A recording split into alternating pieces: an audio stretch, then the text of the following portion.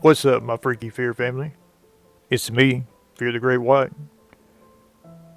Today, I have a story for you, the third part in our Day of the Worm series. This one's called The Maiden and the Lost Villagers, written by KillaHawke1. I think you guys will enjoy it. Let's get right to it. I am Fear the GreatWhite. You are freaking awesome. This is The Maiden and the Lost Villagers.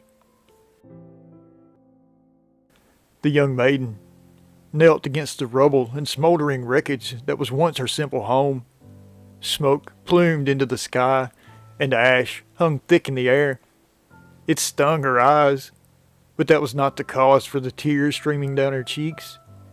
She was in mourning. The day before last, she had departed the group of refugees and returned to her village, determined to find the bodies of her father and 3 brothers. It was her duty to anoint their brows with consecrated oil and bid them farewell into the afterlife. Her father and brothers were among the few who bravely stayed behind to hold off the enemy, providing precious time for her people on the east end of town to escape the massacre that fell upon the village. Her distraught heart was filled with confusion, for upon her arrival, not a single corpse was there to be found. The enemy had attacked from the north under the cover of night. They slaughtered everything in sight. Neither man, woman, nor child was spared. Yet no bodies laid before her. No crows feasted on the corpses that should be plenty. The words of the old widow Myuu came to mind. She was fond of spinning tales about the enemy. Tales the maiden believed were meant to frighten young children into obedience once it was time to remain in bed. She surveyed the ruins. It was dark and hazy, with no hint of life. Once a joyful habitat this was, she thought with sorrow. Curiously, she took notice of the grimy layer of soot that covered everything within the burnt-out village. She ran a single finger through the begrimed sludge and saw that it did not give the appearance of ordinary ash, but of mold that grew in the dark and damp places of old. This is not of nature's making, she thought. This is rot and decay I walk upon. The edges of the mold were the deepest black with hints of green, but on top of its center grew white and gray fuzzy hair that vibrated ever so slightly. If it were not for the irritation from the smoke, she would have sworn the mold and mildew were growing and stretching out before her very eyes. The crackling of burning wood filled the air. Then, without warning, it vanished. All the surrounding flames immediately were extinguished, as if inhaled by an unseen giant. The mold congealed upon itself, forming vines and tendrils. They writhed on the ground before her feet, encapsulating and covering all within its reach. A soft hiss emerged from the ruins. A dense gas swirled and rose into the air from oval and lipped mouths that pimpled the surface of the thicker limbs. It flowed like a liquid upon the soil and clawed up the scorched beams like an animal searching for prey.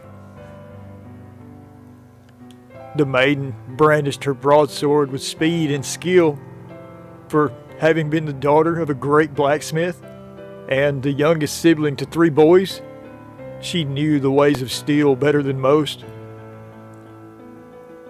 The hiss grew louder as it permeated the terrain. She backed out of the remains of her home, defenses at the ready and eyes keen to any movement in her field of vision. Crackling and snapping broke the silence as the mist billowed and rolled. It reminded the maiden of the breaking of tree branches after winter ice storms. However, this was different. These cracks and snaps were from something wet and moist. The snaps and splits grew more severe and frequent with every movement. It arose from all directions. Then all was silent. The maiden gripped the hilt of her sword tightly. She held the mighty blade over her head in a defensive position, ready to take the head of any foe or adversary who would stand against her. She kept this stance in silence and stillness. The girl did not grow weary from the heaviness of the blade, for it was the perfect weight for her. It had been a present from her father and created just for her. Broken was the silence from harsh, raspy breaths of lungs filled with fluid and phlegm. The ground heaved upward and separated from wet hands that stretched up to the sky. Unbeknownst to the maiden, the metamorphosis occurring beneath her feet had run its course. The lost villagers had awoken. Worms and maggots still protruded from a type of dead flesh that they could not feast upon. Scabs tore free from wounds that rot healed and spilled pus onto the ground. The poor creatures dragged themselves out from their resurrection holes. Disorientated, they tottered and stumbled. But the scent of the young girl quickly filled their nostrils with desire and rage. Concealed under an entanglement of twisting vines and tendrils, they stretched up a wall. A lost villager fell upon the startled girl and bit down on her neck with a ravenous ferocity. To her surprise, its teeth did not tear her skin. The bite hurt terribly, but its teeth felt soft and mushy within its clenched jaw. Several more of the lost villagers slashed at her with thin, pointed fingers, and again they felt flimsy and lacking any rigidity in their blows. The answer to this riddle quickly flashed in her mind. Newly risen, these foul beasts must be. Their hides had not the time to harden, she thought. In a high overhead arc, she cleaved the lost villager that stood before her in two with her sword. With a blade's hilt, she struck the one that held her from behind in the throat and smashed its face into a stone wall. Another lunged at her and held her by the throat in an iron grip. She brought her sword up, twisted, and separated its hands from its wrist. In one graceful motion, she twirled and took off the top portion of the creature's skull. An unseen villager, a child, scurried on the ground and locked its arms around her leg. It bit down hard, and she shrieked in pain as she saw blood trickle from the decayed child's mouth. She brought her blade down hard and drove its tip completely through the child's head and buried it deep into the wooden floor. Crinkling and cracking from drying skin and hardening hides filled her ears. She knew time was running out. The girl scanned the area for a means of escape. In the distance, she saw her only hope. An old windmill stood a short distance away. In the absence of any clear path to escape upon, its sturdy walls and a thick door would provide shelter for her immediate safety. She sprinted with all her might towards the haven. She would have made it too, were it not for the ground opening up below. She fell hard, sword clanging out of her grip. Wet and cold hands clutched and pulled her deeper into the maw of the dark hole. Further and further she slid. She clawed at the edges of the hole, but the soggy soul fell apart as she gripped for a holding. She turned, and 4 faces stared back at her from the shadow of the muddy pit. For the briefest of moments, she saw a familiar shade of green in each of its eyes, a shade of green much like her own. There was such great sadness in those faces, and a glistening of tears in each one of those eyes. As quickly as it had come, blackness and mildewed film consumed all hint of color and humanity. The grasp of those gnarled hands tightened, and the fair maiden screamed in terror.